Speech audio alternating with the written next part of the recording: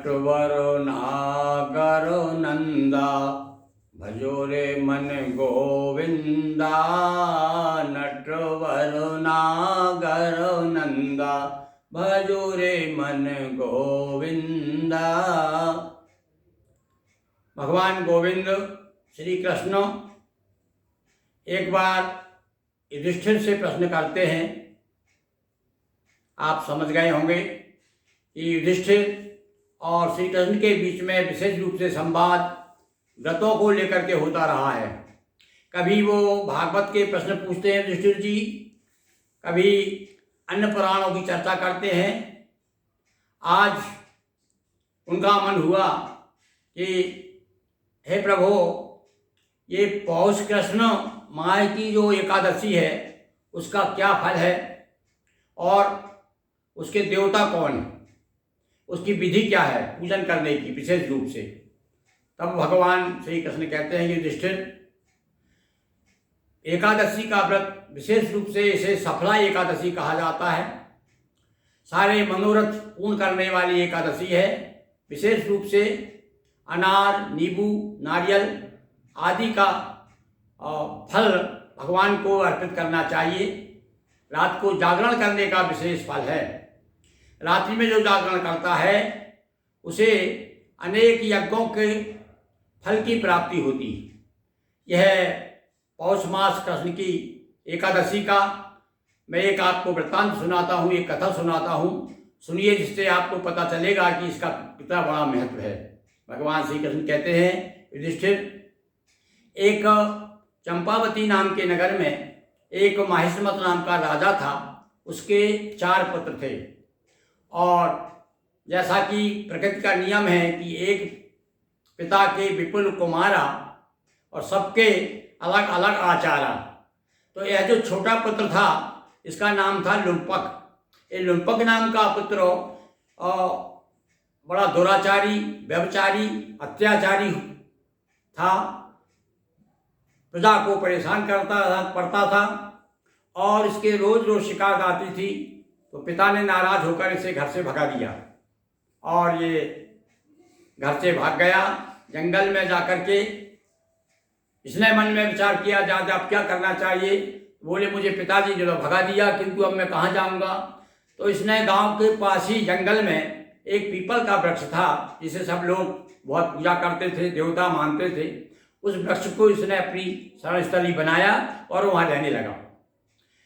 लूटपाट करता, हत्याएं करता, चोरी करता और इस प्रकार से अपना जीवन यापन करता।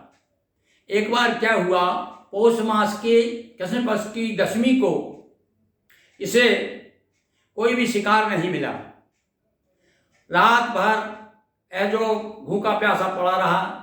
एकादशी आई तो सवेरे उठकर कितना कमज़ोर हो गया रात को, दशमी की रात को। तो सवेरे उसे उठते तक नहीं बना। बड़ी मुश्किल से 10-12 बजे दोपहर को उठा और उठ करके जैसे तैसे कुछ प्राप्त करने के लिए इधर उधर भागा, किंतु उसे उस दिन कोई भी शिकार नहीं मिली और कोई भी लूटपाट करने की कोई गुंजाइश भी नहीं रही, क्योंकि बहुत दुबला हो गया था। और रात भर सर्दी, पुष की मास की सर्दी बड़ी, उस समय तो बड़ी विकट सर्दी पड़ती थी।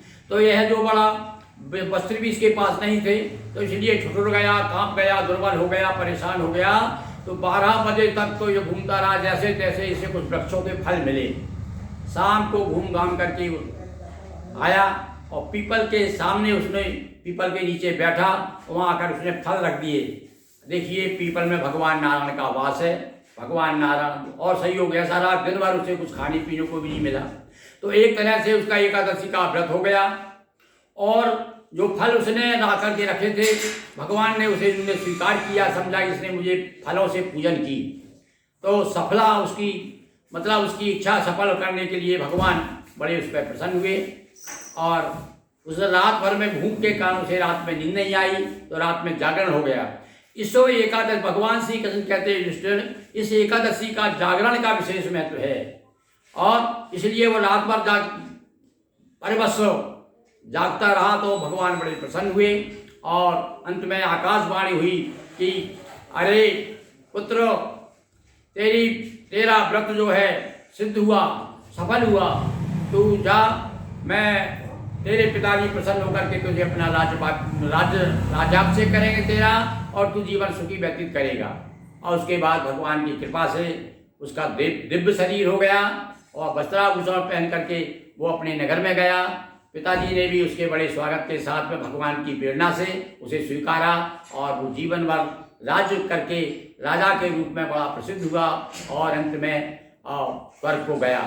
तो हे युधिष्ठिर, इस प्रकार से यह कथा जो सुनता है, इस व्रत को जो करता है, उसके सारे पाप दूर हो जाते हैं और उसे अनेक अनेक उसका जीवन में अभ्युदय होता है। इस प्रकार से यह पौष मास की एकादशी आपने सुनी और निश्चित रूप से जब जब भी आप व्रत करें तो इसे सुने, भगवान की कृपा प्राप्त करें। बहुत बहुत धन्यवाद। बोलिए वृंदावन बिहारी लाल की जय। दोस्तों वीडियो को लाइक शेयर कर चैनल को सब्सक्राइब करें। बहुत बहुत धन्यवाद।